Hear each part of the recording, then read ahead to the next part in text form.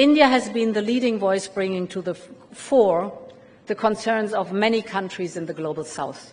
And I believe India and Europe have a real opportunity to step up, to invest in each other, and to invest in our global partnerships.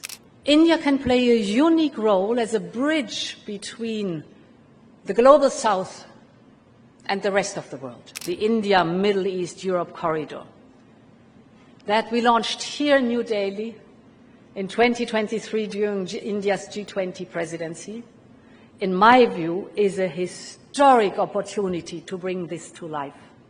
It's amazing as a project. This can be a modern golden road directly connecting India, the Arabian Gulf and Europe. It's fascinating. It has a rail link that will make trade between India and Europe 40% faster. Wars, conflicts and coups have erupted in Europe, the Middle East, Asia, in Africa, and across different regions.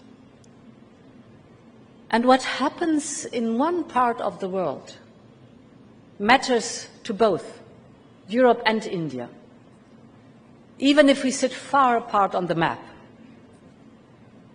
Because peace, security, and prosperity are indivisible in this world. In Europe, Russia's goal is to tear Ukraine apart. And we should be clear about what is at stake here. A failed Ukraine would not only weaken Europe, and that is why we have taken historic steps to support Ukraine and its future, but a failed Ukraine would also intensify the challenges in other parts of the world, not least in this region. Other countries around the world are watching very closely whether there's any impunity if you invade a neighbor or violate international borders, or whether there are real deterrents. And this is why we want any peace talks to lead to a just and lasting peace, with a free and prosperous Ukraine that can join the European family. And Europe is ready to live up to its responsibility when it comes to security and defense.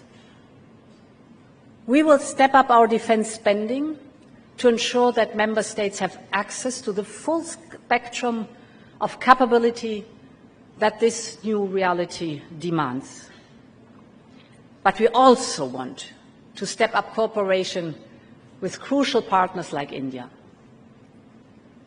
And this is why I can announce that we are exploring a future security and defense partnership with India, in the mold of the partnership we have with Japan and South Korea.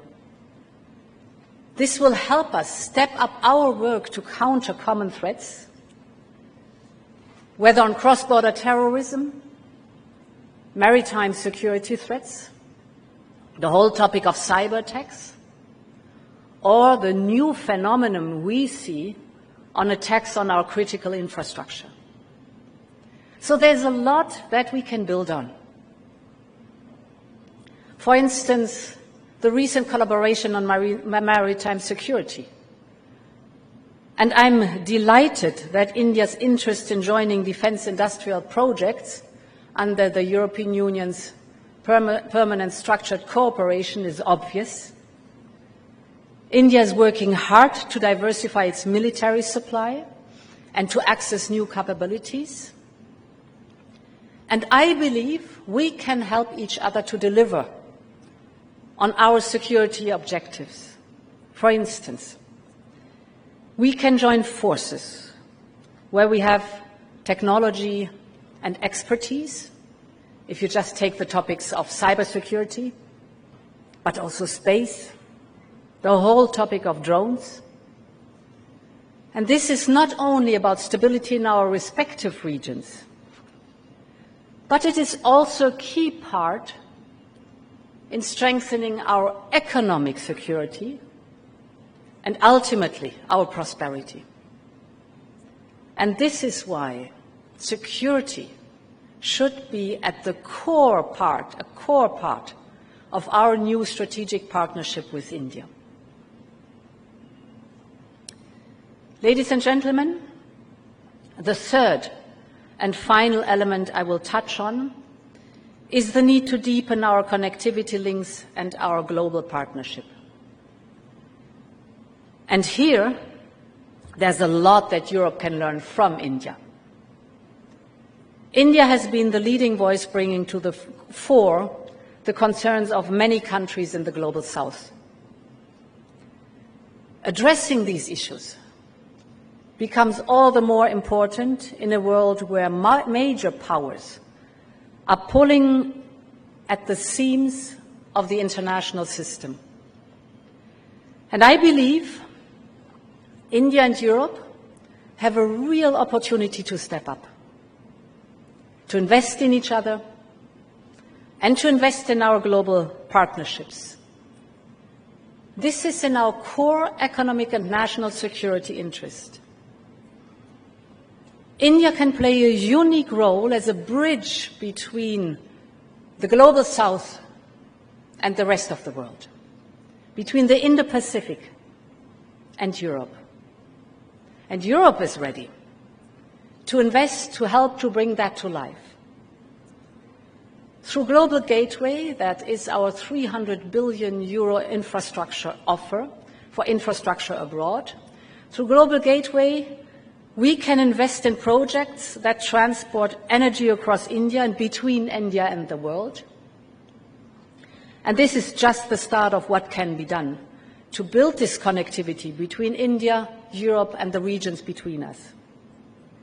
The IMEC, well known by all of you, the India-Middle East Europe corridor, that we launched here in New Delhi in 2023 during India's G20 presidency, in my view, is a historic opportunity to bring this to life. It's amazing as a project. This can be a modern golden road directly connecting India, the Arabian Gulf, and Europe. It's fascinating. It has a rail link that will make trade between India and Europe 40% faster. Just imagine. It has an electricity cable and a clean hydrogen pipeline, so energy from India to Europe and vice versa. It has a high-speed data cable to link some of the most innovative digital ecosystems in the world. So this corridor is much, much more than just a railway or a cable. It is a green and digital bridge across continents and civilizations. And it can help bring us closer together. It can help boost trade on everything you can think of, from batteries to the topic of clean hydrogen and the whole range of digital services.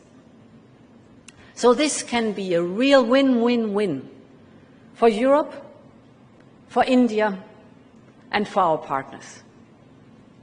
We are ready to invest in concrete projects that can already start making these connections happy. Europe is open for business, and we are ready to invest in our common future with India. Ladies and gentlemen, investing in our common future. This is the driving force of this new era of partnership between Europe and India. So in troubled times come great opportunities. And I believe 2025 is a historic window of opportunity to build an indivisible partnership between India and the European Union.